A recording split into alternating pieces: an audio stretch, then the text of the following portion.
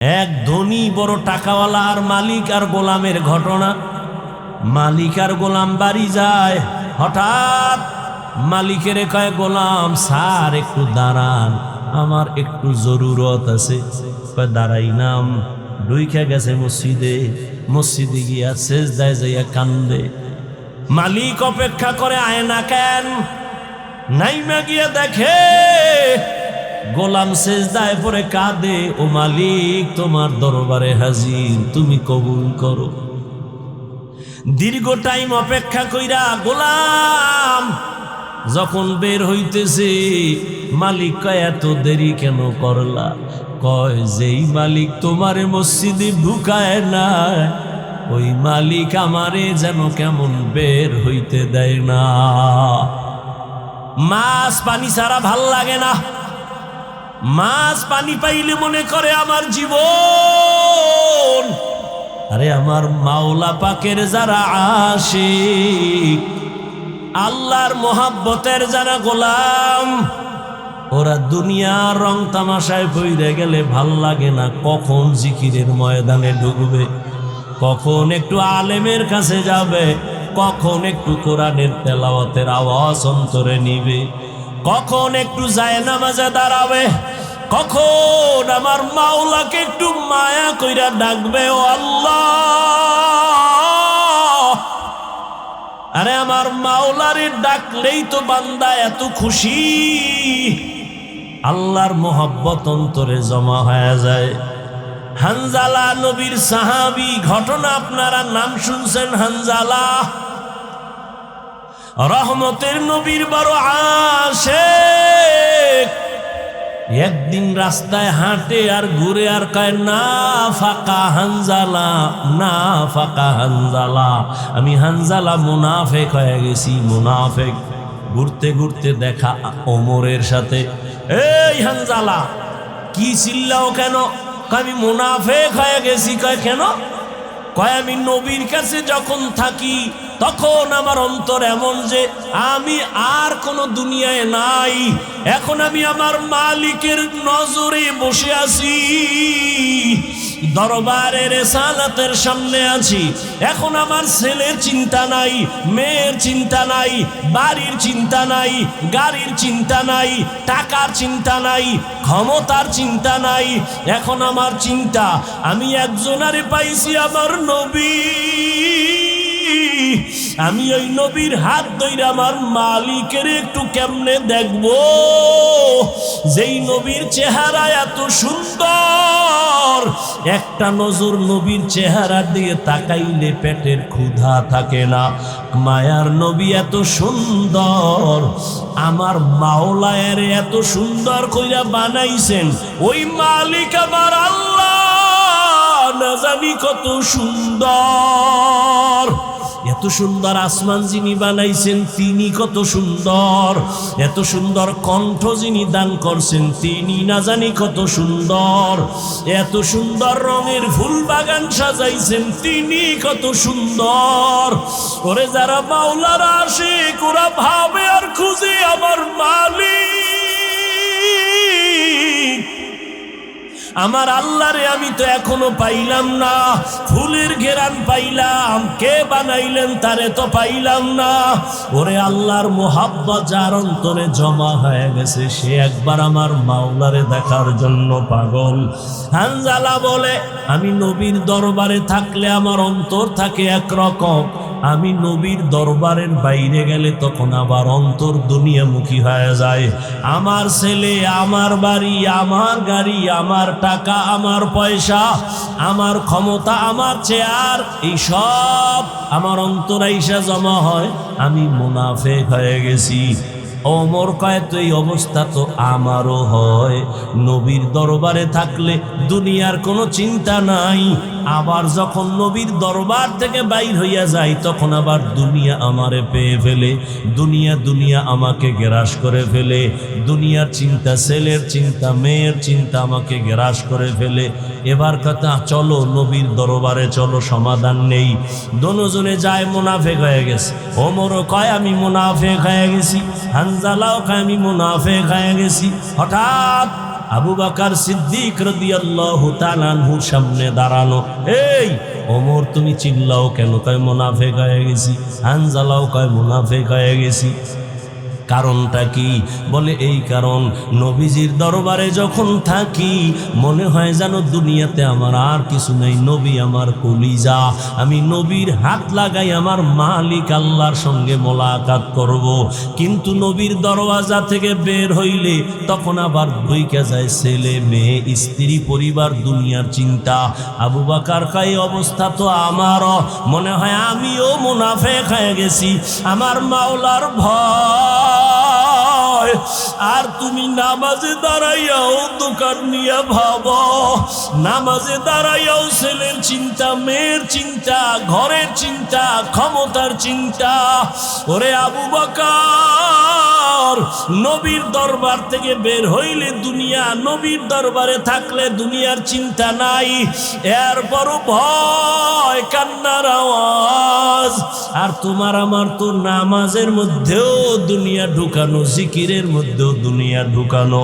তোমার আমার চোখে পানিও নাই, কোনো আফসোসও নাই রে বাবা।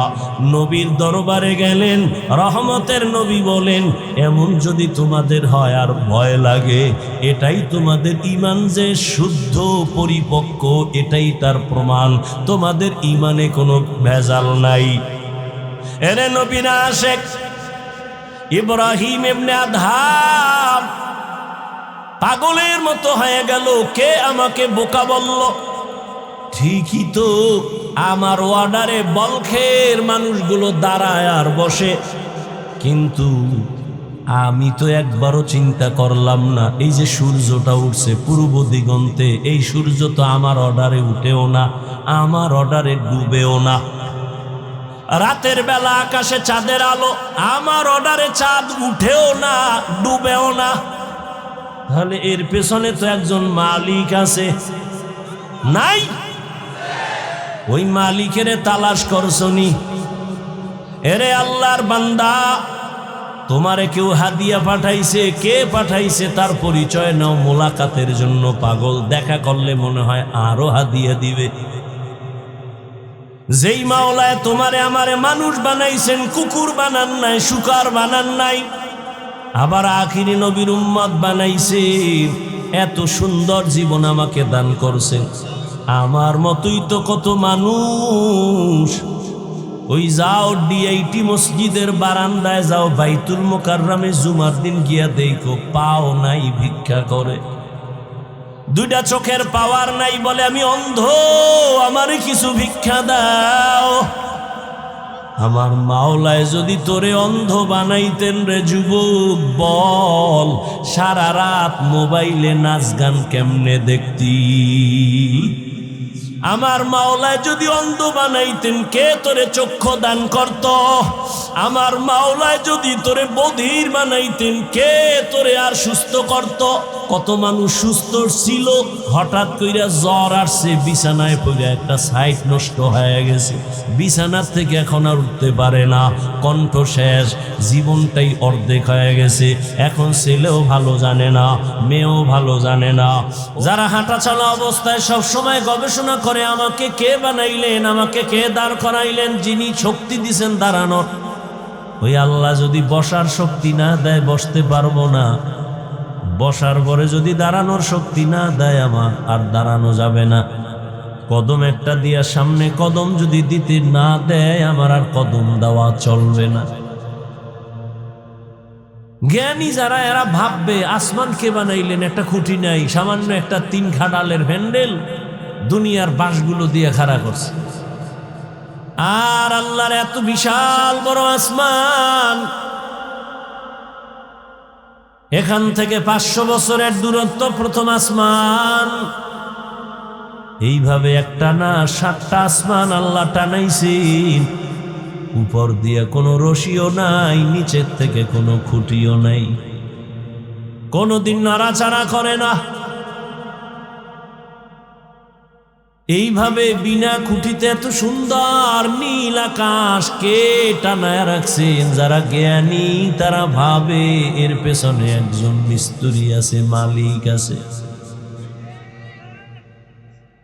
এই মালিকের তো চিনলাম না। বলখের বাদশাহ ইব্রাহিম ইবনে আদহাম মখমলের চাদরে আরামে ঘুমায়, হঠাৎ খবর শুনতেছে কে যেন ঠক ঠক করে আওয়াজ দেয় তার ঘুমের ছাদের উপরে, ঘুমের বিছানার উপরে। প্রহরীরে ডাক দিয়া বলে, কে আওয়াজ দিল? কয় দেখি না তো কেউ রে। কয় আমি তো শুনলাম হাটে, কোনো আওয়াজ নাই। কে এমন সুন্দর আওয়াজ দিয়ে আবার চলে গেল? একজনে গাইবি আওয়াজ দিয়ে কইতেছে, আমি আমার হারানো একটা ঘোড়া তালাশ করতে আইছি তোমার ছাদে। হারানো ঘোড়া কি ছাদে পাওয়া যায়? আল্লাহ আল্লাহদের একটা কথার মধ্যে অনেক কিছু ঢুকানো। আল্লাহ হেদায়েতের দরজা খুলতেছেন তো একটা বাহানা, একটা কৌশল অবলম্বন করছে। কাই বোকা, ছাদের উপর কি ঘোড়া পাওয়া যায়নি? বোকা তো তুমি। বলখের বাদশাহ ইব্রাহিম ইবনে আদহাম চমকে উঠে বসে গেলেন। এত বড় দুঃসাহস কার যে আমাকে বোকা বলল? এত বিশাল রাষ্ট্রের আমি মালিক, আমার কথায় পুরো দেশ চলে, আমাকে বোকা বলল কেন? বোকা বইলা কয়, আমি বোকা না, তুমি বোকা। আমি যদি ছাদের উপরে ঘোড়া না পাই, তুমিও সুন্দর মখমলের বিছানায় ঘুমাইয়া তোমার মালিকের পাইবা না। ইনজেকশন একটা দিয়া নাই, ভিতরে জ্বালা শুরু হয়ে গেছে। এখন কয়, আমার আসলে কে এরকম আওয়াজটা দিল? আওয়াজ তো দিছে, আমার জীবনের মধ্যে একটা ধাক্কা দিয়ে ফেলছে। ভাবতেছে, জ্ঞানী মানুষ তো ভাবতেছে, ভাবতে ভাবতে ভাবতে ভাবতে মানুষ জমিনে বসে ভাবতে ভাবতে খালি উপরে উঠে, উঠতে উঠতে উঠতে উঠতে মহাশূন্যের উপরে চলে যায়। ভাবার দ্বারা মানুষ অনেক উপরে চলে যায়। এই ভাবাটারে তরিকাতের লাইনে বলে মোরাকাবা, মুজাহাদা, মুশাহাদা। বেদাতিরা এটারে বলে সাধনা। সাধনা কর 40 বছর পর্যন্ত প্রায় রসুল সাধনা করেছেন বাইতুল্লাহ থেকে দূরে গিয়া হেরা পাহাড়ের গুহায় সাধনা করেছেন। এখন আপনার কাছে প্রশ্ন আমার, বাইতুল্লাহর দাম বেশি না হেরা পাহাড়ের দাম বেশি? বুঝেন না, বুঝলে জবাব দিবেন না, চুপ থাকবেন। উল্টা পাল্টা বললে ইমানের ঘাটতি হবে। বাইতুল্লাহর দাম বেশি না হেরা পাহাড়ের দাম বেশি? বাইতুল্লাহ। কোরআনের আয়াত দিয়া তো বাইতুল্লাহর দাম আল্লাহ বলেছেন, ইন্না আউয়ালা বাইতিন উযিআ লিন-নাসি লাল্লাযী বিবাক্কাতা মুবারাকাও ওয়া হুদা মুবারাকাও ওয়া হুদাল লিল আলামিন।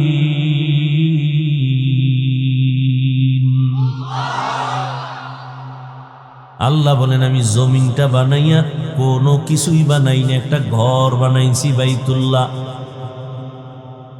মক্কা নগরীর মধ্যে ঘর আমি আল্লাহ হেদায়াতের জন্য বানাইছি, ইবাদতের জন্য বানাইছি। এই ঘর হেদায়াতের ঘর, এটা এমন এক দামি ঘর যেই ঘরের দিকে শুধু তাকায় থাকবে অনবরত সওয়াব লেখা হবে। এটা এমন একটা ঘর, আপনাদের ফতুল্লা এলাকায় মসজিদগুলো কার ঘর?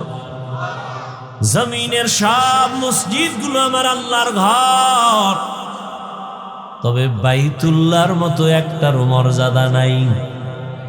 বলে কেমন মর্যাদা? বলে বাইতুল্লাহর এরিয়ার মধ্যে কোনো আশিক যদি একবার বলে লাব্বাইক, 1,00,000 বার লাব্বাইক বলার সওয়াব আল্লাহ দান করবে। বাইতুল্লাহর এরিয়ার মধ্যে বসে যদি একবার বলে আল্লাহ, 1,00,000 বার আল্লাহ বলার সওয়াব বান্দা পেয়ে যাবে। বাইতুল্লাহর এরিয়ার মধ্যে যদি একটা সেজদা করে আশিক, একটা সেজদার বরকতে 1,00,000 সেজদার সওয়াব পেয়ে যাবে। এরকম সওয়াব আর কোন মসজিদে আছে?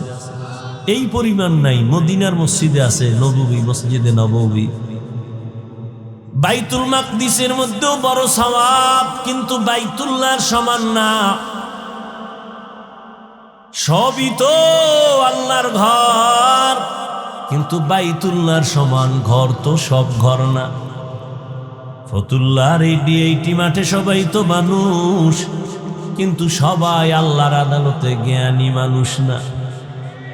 আল্লাহর আদালতে জ্ঞানী হওয়ার জন্য মেট্রিক বিএ পাশ করা লাগে না, মাওলানা মুফতি হওয়া লাগে না, পীর হওয়া লাগে না। আমার মাওলার আদালতে জ্ঞানী হওয়ার জন্য আমার মাওলারে চিনা লাগে।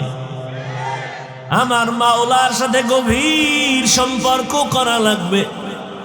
এরে যুবক, বয়ান তো তুমিও কম জানো না। নামাজ পড়া ফরজ, পর্দা করা ফরজ, মা বাবার খেদমত করা ফরজ, সবই তো জানো, করো না কেন?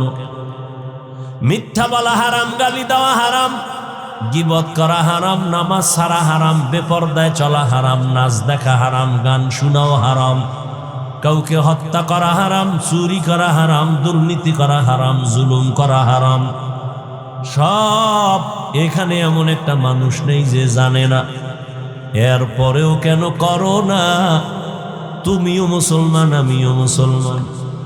তোমার আল্লাহ আমার আল্লাহ এক, তোমার নবী আমার নবী এক, তোমার কাবা আমার কাবা এক, তোমার আমার কোরআন এক, তোমার আমার কালেমা এক, ধর্ম এক। অথচ তোমারে পাও দইরা দইরা আল্লাহর বান্দা উলামায়ে কেরামরা বুঝাইতেছেন। তাবলীগ ওয়ালাদের মেহনত, পীর সাহেবদের মেহনত, উলামায়ে কেরাম, খতিব সাহেবদের মেহনত, পাও ধরে ধরে তোমারে বুঝায়। এরপরও কেন বান্দা তুমি নামাজ পড়ো না? কেন তুমি পর্দা করো না? হালাল ভাবে চলো না?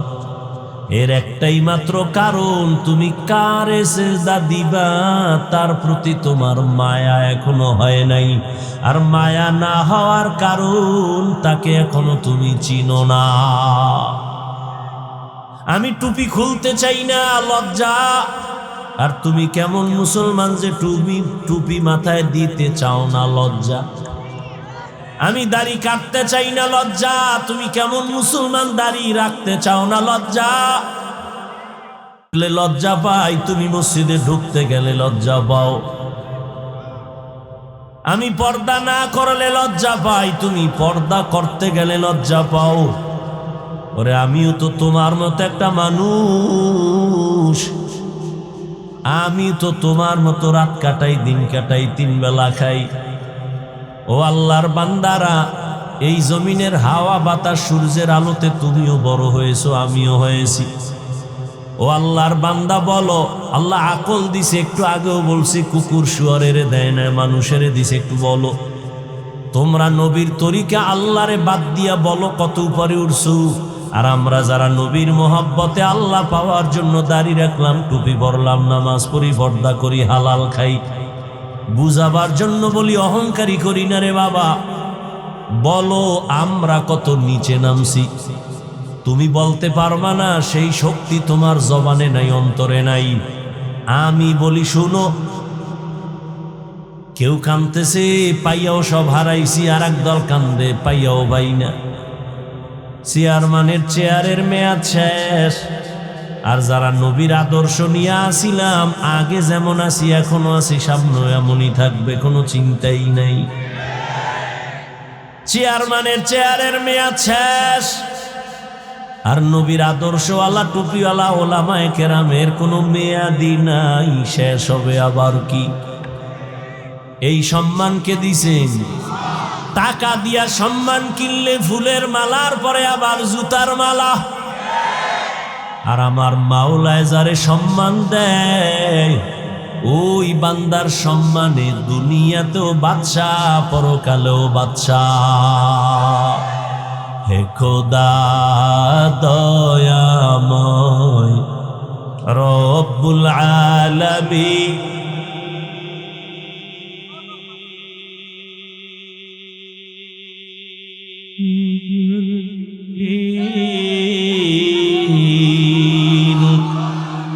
জীবনে মরণে ভয় কি হবে সেই দিন। হে খোদা ধরাতে আসিয়া আজি বড়ই অসহায়,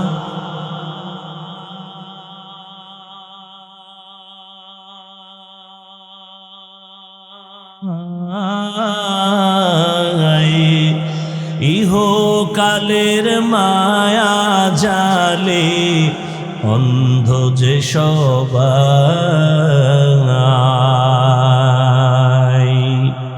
দাও হেদায়াত মুক্তি দাতা গফুরুর রহিম।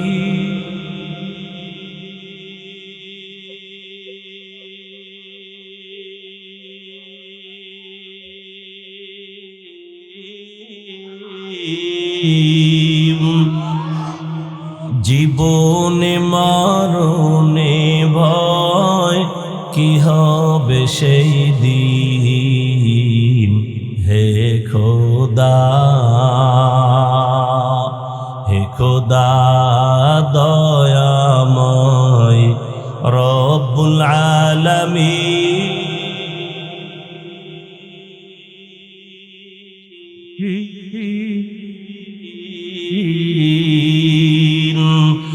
জীবনে মরণে ভয় কি হবে সেই দিন। হে খোদা, এই চিন্তা করতে করতে আবু বকর জীবন কাটায় দিলেন। মরণে আমার কি উপায় হবে? পরশুদিন হাদিস দেখলাম, রহমতের নবী ইস্তেনজায় ঢুকছেন। ইস্তেনজা চিনেননি? এও তো অনেকে চিনে, বাংলায় খাওয়া লাগবো না। রহমতের নবী হাজত ছাড়তে ঢুকলেন, বাথরুমে গেলেন। নবী বাথরুম থেকে বের হইয়া দ্রুত তায়াম্মুম করতেছেন মাটি দিয়া। কি করেন? তায়াম্মুম করতেছেন রহমতের নবী। সাহাবী ডাক দিয়া বলেন, ইয়া রাসূলুল্লাহ, ওই যে পানি দেখা যায়, পানি দেখলে তো তায়াম্মুমের আর দরকার কি? ওখানে যাইয়া ওযু করে নিবেন। রহমতের নবী বলে, রে সাহাবী, আমি যে বাথরুম থেকে বের হইছি, ওই পানি পর্যন্ত যাওয়ার আমার কোনো গ্যারান্টি নাই। আমি এই জন্য তাড়াতাড়ি অজু বানাবো, পানি পাবো, তারপরে অজু বানাবো। ওই পর্যন্ত পৌঁছতে পারবো কিনা গ্যারান্টি নাই। এর মধ্যে না জানি আবার আজরাইল এসে হাজির হয়ে যায়। আজরাইল যদি আইসা হাজির হয়, আমার তো আর পানি পর্যন্ত যাওয়ার সুযোগ হবে না। চোখের সামনে দেখো লাশ আর লাশ। জানাজা পড়লি, লাশ কবরে দাফন করলি, আর পর নিজের লাশের চিন্তা করলি না। কত মা সন্তান হারায় কাঁদে, আমারে কে আম্মু বলে আর ডাক দিবে? মা সন্তান হারায় কাঁদে, আমি কাকে আম্মু বলে ডাক দিব? এরে আল্লাহর বান্দা, ভাই ভাই হারায় কান্না করতেছে, স্ত্রী স্বামী হারায় কাঁদে, স্বামী স্ত্রী হারায় কাঁদে। ও আল্লাহর বান্দা, এই কান্না তো তুমি কাঁদো না, তবে লেখা রাখো তোমার ঘরেও কিন্তু কান্না আসতেছে। এমন কান্না শুরু হবে, আর কান্না শেষ হবে না। ও আল্লাহর বান্দারা, এত বয়ান জানো, শুনো, এরপরও কেন মানো না রে বাবা? এর একমাত্র কারণ আমার মালিকের দরবারে যে যাওয়া লাগবে, দাঁড়ানো লাগবে, হিসাব দেওয়া লাগবে, সে চিন্তাই নাই। এই চিন্তায় যারে ধইরা ফালাইছি, ওই বান্দার দিকে তাকাইলি দেখবা চোখের কোঠায় পানি। কিও ভাই, তোমার চোখে পানি কেন? বলে আমি মালিকের আদালতে কেমনে দাঁড়াইয়া জবাব দিব। রহমতের নবী আম্মা জান আয়েশার হুজরায় ঘুমায়। হঠাৎ নবী বলেন, আমি যদি ঘুমাই আমার চোখ বন্ধ থাকলে আমার অন্তর ঘুমায় না। হঠাৎ আমি কানের মধ্যে শুনি কে জানো আমার মাথার পার্শ্বে মসজিদে নববীতে কান্না করে রাতের গভীর। আমি উঠলাম, উঠা আমি বের হইয়া তাকায় দেখি রাতের গভীরে নামাজে দাঁড়ায়া কে কান্না করে। দুনিয়ার কোনো সাধারণ কেউ না, আমার কলিজার সাহাবী, জান্নাতের 1 নাম্বার সার্টিফিকেটধারী সাহাবী আবু বকর নামাজে দাঁড়ায়া দাঁড়ায়া কান্না করতেছি। আমি নবী পেছনে অপেক্ষা করতেছিলাম। নামাজ শেষে জিজ্ঞাসা করলাম, ও আবু বকর, আপনি নামাজে দাঁড়ায় কান্না করেন কেন? আবু বকর বলেন, ইয়া রাসূলুল্লাহ, আমি আল্লাহর আদালতে কেমনে দাঁড়াবো সেই ভয়। हर के दारत खौफ हक दर दिल मदाम जन्नतुल मअवा देहद राम मकाम जुज़बा हक़ची जे मखाज इंसुजा फजले उआ मस्ते दर जुमला जहा। এই আল্লাহর ভয়, আল্লাহর আদালতে দাঁড়ায় হিসাব দেওয়ার ভয়টা অন্তরে ঢুকানোর জন্য লাগবে একজন আল্লাহওয়ালার নেক নজর। এজন্য আল্লাহ বলেন, ইয়া আইয়ুহাল্লাযীনা আমানুত্তাকুল্লাহা হাক্কা তুকাতি, ও মুমিনেরা আল্লাহকে ভয় করো হক আদায় করে। ওয়ালা তামুতুন্না ইল্লা ওয়া আনতুম মুসলিমুন।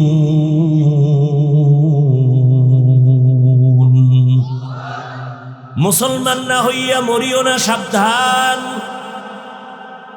নবী বলেন, আলা কুল্লুকুম রাইন ওয়া কুল্লুকুম মাসউলুন আন রাইয়াতিহি। এই উডেকা মোনাজাত দিয়ে দিমু। মাওলায় যদি বাড়ি না নেয় কেমনে আগে বাড়ি যাবা? মাওলায় না নিলে পারবা? একজনে 1.5 ঘন্টা উঠে গেছে, তাড়াতাড়ি বাড়ি যাইব, আর একজনে মোনাজাত দিয়া কান্নাকাটি কইরে এরপরে রওনা হইছে বাড়ি যাব। ওই ঘটনা আছে না, সুলতান মাহমুদ গজনবীর ঘটনা, আয়াজের ঘটনা। ও আমার ফতুল্লাহ এলাকার মুসলমান বাবারা, ও বৃদ্ধ বাবাজি, ও যুবক, একটু চিন্তা করো বাবা। আমরা নবীর আদর্শ মানতে গিয়া কই আমগো তো না খাইয়া কেউ মরি নাই, সম্মান কমে নাই। আমি তোমাকে বলি না আমগো মতো হুজুর হয়ে যাও, একবারও বলি না রে বাবা। বরং তুমি স্কুলে পড়ো আলহামদুলিল্লাহ, কলেজে পড়ো, চাকরি করো, ব্যবসা করো আলহামদুলিল্লাহ, তবে ওখানে থাইকেই তুমি আমার মালিকের সাথে একটা লাইন লাগাও, ওখানে থাইকা নামাজের সেজদা দাও। চাকরি করিয়াও কি তোমার মতো নামাজি নাই? ব্যবসা করে নামাজ ছাড়ে না এরকম জেনারেল লাইনের মানুষ কি নাই? তোমার মতো যুবক রাস্তায় গাড়ি চালায়, এক বেলার নামাজও ছাড়ে না, দাড়িও কাটে না। বলো বাবা, তুমি কেন পারো না? তোমার মতো কত যুবক নদীর মধ্যে মাছ ধরে, নামাজ ছাড়ে না, বলো তুমি কেন পারো না? তোমার মতো যুবক স্কুল কলেজে পড়িয়াও নামাজ ছাড়ে না, বলো তুমি কেন পারো না? আসলে কি তোমার কপাল পুড়িয়া গেছে, নাকি কোরআন হাদিস মিথ্যা মনে করেছো? যদি বলো হ্যাঁ, তো একটা ভুল কোরআন থেকে বের করে দাও, আমিও দাড়িটা কেটে ফেলি, নামাজ বন্ধ করে দেই। যদি কোরআনে ভুল হয় সবই ভুল, আল্লাহও ভুল।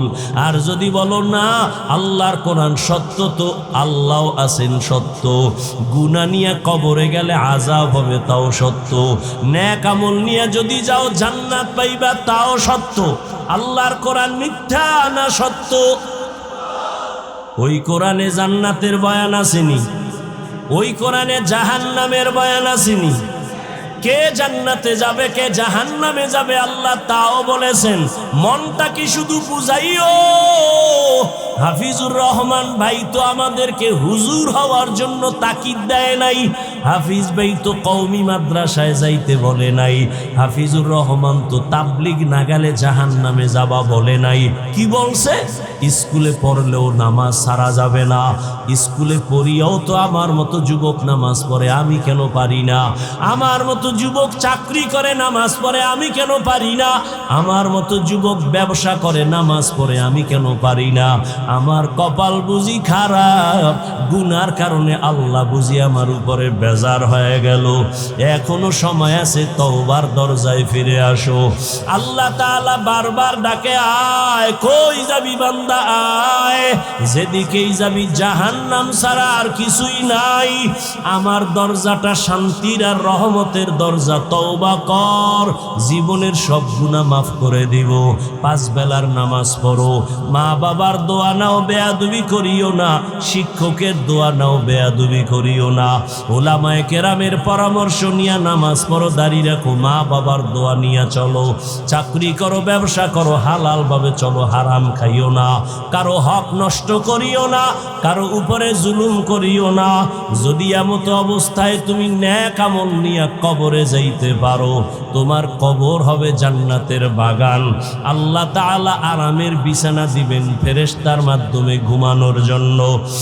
আর যদি বান্দা গুনার মজা পাইয়া গুনাহ করতে করতে করতে করতে আজরাইলের হাতে ধরা খাইয়াই যাও, আজরাইল যদি আইসা দেখে তোর কানের ভেতরে গানের তার লাগানো, তুই বিছানায় শুয়া শুয়া গানের তার কানে লাগাইয়া গান শুনতেছ, আজরাইল যদি এর মধ্যে আল্লাহ পাঠায়া দেয়, অবস্থা কেমন তোমার খারাপ হয়ে যাবে। ঈমান নাই, কালেমাও তোমার জবানে আর আসবে না। নবী বলে, একটা জ্যান্ত ছাগলের চামড়া খুললে যেমন কষ্ট পায়, একটা গুনাহগার বেনামাজির রুহুটা যখন আজরাইল নেয়, সেই কষ্ট শুরু হয়ে যায়।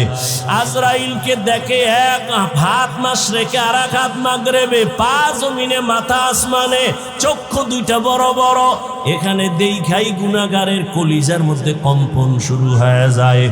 আর যেই জাহান্নাম আল্লাহ বানাইছেন, ওই গুনাহগারেরা জাহান্নামের ছবিটা দেখায়া দেয়। ও আল্লাহর বান্দা, তুমি আমি তো মানুষের কাতারেই নাই।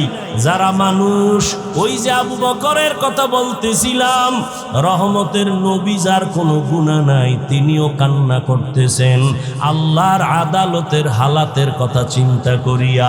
আম্মা জান আয়েশা রাদিয়াল্লাহু আনহা বলেন, নবীজিকে আমি জিজ্ঞাসা করলাম, নবী আমার রুমে বৈশা কাঁদেন কেন? নবী বলেন, ও আয়েশা, হাসরের ময়দানে আমার উম্মতের কি উপায় হবে, এই চিন্তায় আমি কান্না করতেছি।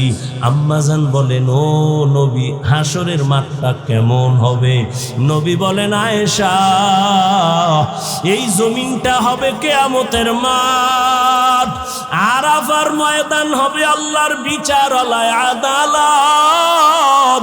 এই দুনিয়ায় তো বড় বড় মাস্তান তো চলে গেল, আল্লাহর কোরআনের একটা ভুল বের করতে পারে নাই, নবীর একটা কথার মিথ্যা প্রমাণ করতে পারে নাই। আল্লাহর নবী বলেন, ওই হাদিস এখনো আছে, কোরআন এখনো আছে। আম্মা জান আয়েশাকে নবী বলেন, কিয়ামতের ময়দান এমন এক অবস্থা হবে, পুরা জমিনটা সমান হবে। সূর্যটা এখন তো বিজ্ঞানীরা বলে জমিন থেকে 9,30,00,000 মাইল উপরে। কিয়ামতের ময়দানে আল্লাহ অর্ডার করবে, সূর্য নিচে নেমে আয়, তোর যত মুখ আছে নিচে কর, যত তাপ আছে তাপ জমিনে ছাড়। সূর্যের তাপে জমিনটা পুড়িয়া তামা হয়ে যাবে। স্বর্ণ হবে না কেন? জমিনটা পুরিয়া রূপা হবে না কেন? পিতল হবে না কেন? মুফাসসিরিনে কেরাম বলেন, স্বর্ণ, রূপা, তামা, পিতল এগুলো হবে না। জমিনটা তামা হওয়ার কারণ, তামার ধাতুর মধ্যে একটা গুণ আছে, স্বর্ণের মধ্যে নাই। রূপার মধ্যে নাই। বলে কি?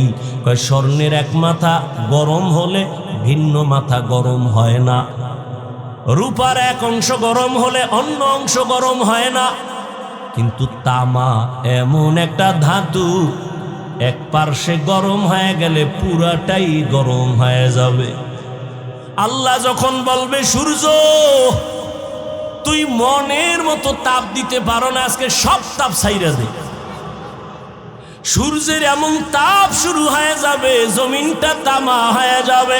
নবী কান্না করেন আর বলেন, আয়েশা অন্যদিকে জাহান্নামের আওয়াজ, জাহান্নাম চিল্লায়া বলবে আল্লাহ বেনামাজি কই, বেপরদাওয়ালা গুনাহগারেরা কই, আমার পেটের মধ্যে দাও, আমার পেটে বড় ক্ষুধা।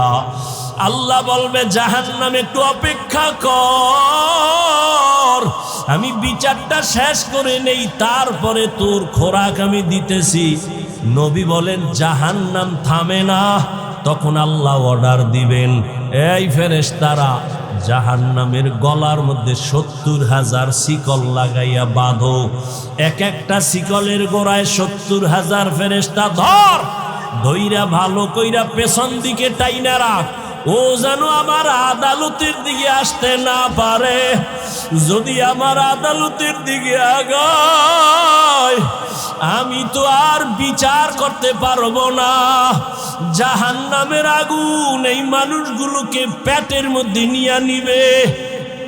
আল্লাহর অর্ডারে ফেরেশতারা জাহান্নামের গলায় শিকল লাগাইয়া ৭০,০০০ কইরা এক একটা শিকলের গোড়ায় জাহান্নামের ধরবে, দইরা রাখতে পারবে না। এত চিল্লানি দিয়া বলবে আল্লাহ বেনামাজি গুনাহগার আমার খোরাকগুলো দাও ক্ষুধা। আল্লাহ পাক নবী বলেন আল্লাহর ফেরেশতারা যখন ধরে রাখতে পারবে না, তখন আমি মুহাম্মদের অন্তরে বড় মায়া, আমি সাথে সাথে সিজদায় পড়ে বলবো আল্লাহ জাহান্নামের ফিরাও, আমার উম্মত মনে হয় ধইরা ফালাইবে, ফিরাও, আমার উম্মত যেন জাহান্নামের আগুনে না যায়। আমার উম্মত যদি জাহান্নামে যায় আমি জান্নাতে যাব না। তখন আল্লাহ বলবে নবী আপনি মাথা উঠাইয়া দেন, কাঁদিয়েন না, আপনার কান্না আমি সহ্য করতে পারি না। আমি মাথা উঠাইয়া দিব। আল্লাহ পাক দেখে জাহান্নাম এখনো দাঁড়ায় না, শিকলেও ধরে রাখতে পারে না। তখন আল্লাহ আমার সান্ত্বনার জন্য একটু কুদরতি হাতের পানি ফেরেশতারে দিয়া বলবে জাহান্নামের গায়ে ছিটায়া দাও। যখন জাহান্নামের গায়ে আল্লাহর দেওয়া কুদরতের জাহান্নাম দ্রুত গতিতে পেছনে ভাগতে থাকবে, ফেরেশতারা বলবেন আল্লাহ এতক্ষণ আমরা ৭০,০০০ শিকল লাগাইয়া যেই জাহান্নামের ধরে রাখতে পারি না, তুমি এমন কি বরকতের পানি দিছো যে জাহান্নাম এখন নিজে নিজে পেছনে দৌড়ায় ভাগতেছে? কারণ কি? এটা কি জমজমের বরকতি পানি? না কি এটা কাউসারের পানি? না এটা কি আবে হায়াতের পানি? না এটা দুনিয়ার বরকতের কোনো পানি? না তোমার বৃষ্টির পানি? না কোনো সমুদ্রের পানি? আল্লাহ বলবে ফেরেশতা এই পানি জমজমের পানিও না, কাউসারের পানিও না, এই পানি আবে হায়াতের পানিও না, এই পানি দুনিয়ার কোন সমুদ্রের পানি না, বৃষ্টির পানি না। আল্লাহ বলবেন আমার মায়ার নবীর গুনাহগার উম্মতের চোখের পানি। দুনিয়াতে আমার মায়ার নবীর উম্মতেরা গুনার কথা স্মরণ করে কাঁদত, মানুষ যখন ঘুমায়া যাইতো আমার আশিকের কান্না শুরু হয়ে যাইতো। গভীর রাতে সিজদায় পড়ে বলতো দয়ার মালিক আমার মতো গুনাহগার এই জমিনে আর কেউ নাই। গুনার কারণে আমার হাত না পাক, আমার চোখ না পাক, আমার জিহ্বা না পাক, আমার অন্তর না পাক। আয় আল্লাহ, তোমার দেওয়া সূর্যের আলো, পানি, বাতাস সব নেয়ামত খাইয়া তোমার নাফরমানি করেছি। আজ আমি গুনার কারণে মনে হয় আমার জাহান্নাম ছাড়া উপায় নাই। আমার গুনার খবর আমার মাও জানে না, বাবাও জানে না, ভাই বোন, স্ত্রী, পরিবারের কেউ জানে না। আমার গুনার খবর আমার মা বাবায় যদি জানতো, লাথি মেরে ঘর থেকে বের করে দিত। আমার গুনার খবর যদি আমার স্ত্রী জানতো, আমাকে স্বামী বইলা গ্রহণ করত না। আমার গুনার খবর যদি আমার সন্তান জানতো, কোনোদিন আমাকে বাবা বলতো না। ও দয়ার মালিক, যে তুমি কত দয়ার মালিক, তুমি আমার সব গুনার খবর জানো। ও আল্লাহ, এ যুবকের আমার মাওলারে ডাক দে, দুই ফোঁটা চোখের পানি ছাড়, আর গুনার কত স্মরণ করে ক্ষমা চাও। আর আল্লাহরে বলো, আমার মাওলা যে কেমন দয়ার মাওলা। ওরে দরওয়াজা জানালা বন্ধ করে মোবাইলে তারা যে গুনাহ করেছ, ওই দরওয়াজা জানালার ভেতরের গুনার খবর মাও জানে না, বাবাও জানে না। ওরে আমার মাওলারে ফাঁকি দিতে পারো নাই রে বাবা। আরে তোমার গুনার খবর যদি মা জানতো, ঘর থেকে বের করে দিত। কিন্তু আমার মাওলা যে কেমন দয়ার মালিক, গুনাহ করছি দেখছেন, এরপরও ঘরের থেকে বের করে দেয় নাই, সম্মানের চেয়ার থেকে ফালাইয়া দেয় নাই।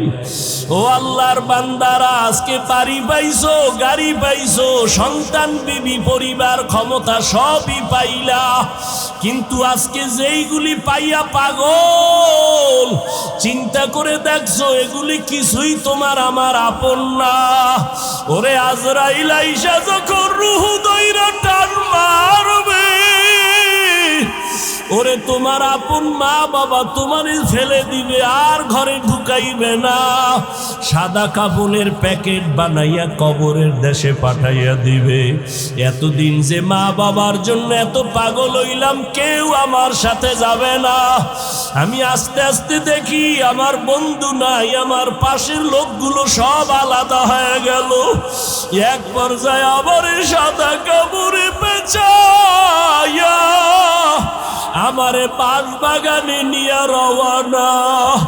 ওই কবরে অন্ধকার ঘর, বাতি নাই, কোনো সাথী নাই। ওই কবরে পাড়াইয়া পাড়াইয়া মাটি দিয়া সবাই চলে গেল, আমি এখন একা। আমার ডানে মাটি, বামে মাটি, সামনে পেছনে, উপরে নিচে মাটি। কই আমার বাড়ি, কই আমার গাড়ি, কই আমার সন্তান, কই আমার মা বাবা, কই আমার ক্ষমতার চেয়ার, কই আমার সম্মান।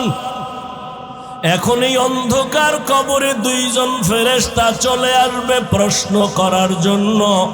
রবের পরিচয় দাও, ধর্মের পরিচয় দাও, রহমতের নবীর পরিচয় দাও। আমি যদি মাওলারে না চিনিয়া কবরের বিছানায় যাই, ওরে গুনাহগার বেনামাজি তখন বলবে, হা হা লা আদরি, হা হা লা আদরি, হা হা লা আদরি। আফসোস, আমি কিছুই জানি না, কিছুই জানি না, কিছুই জানি না। আমার রবকে আমি চিনি না, আমার ধর্ম কি জানি না, মুহাম্মদ নবীকে আমি চিনি না। নবী বলেন, সাথে সাথে আমার মাওলা রাগান্বিত কুদরতি আওয়াজ দিবেন। আল্লাহ বলবেন, ফেরেশতা, এর সাথে আর ভালো ব্যবহার করার কোনো সুযোগ নাই। এই বান্দারে আমি দুনিয়াতে কত আদর করছি, আমি আল্লাহ কত নেয়ামত খাওয়াইলাম। আমার দেওয়া জমিনের ফসল খাইলো, গাছের ফল খাইলো, নদীর মাছ খাইলো, একবারও শুকর আদায় করে নাই, বরং আমার নাফরমানি করেছে। আলেম ওলামারা বুঝাইলো, বুঝে নাই, বিরোধিতা করেছে। এখন আর সুযোগ দেওয়া হবে না, এর জাহান্নামের শিকল লাগাও। কবরের ভেতরে জাহান্নামের বিছানা দাও। আল্লাহ রাগান্বিত হয়ে বলবে নাফরমানের ধর, কবরের ভেতরে জাহান্নামের আগুন লাগায় দাও। আল্লাহ রাগান্বিত হয়ে বলবে ও কবরের মাটি, এই গুনাহগারের দুই পার্শ্ব থেকে জোরে জোরে চাপ দাও। এমন জোরে দুই পার্শ্বের মাটি চাপ দিবে, সহ্য করতে পারবি নি রে যুবক। একটা মশার কামড় সইতে পারো না, বেতের বাড়ি সইতে পারো না, সূর্যের গরম সহ্য করতে পারো না। গুনাহ নিয়ে কবরে গেলে কেমনে মাটির চাপ সহ্য করবা? ওরে আল্লাহরে এখনো বন্ধু বানাও। আল্লাহর খাঁটি ওলি আল্লাহ যারা, উলামায়ে কেরামদের বন্ধু বানাও।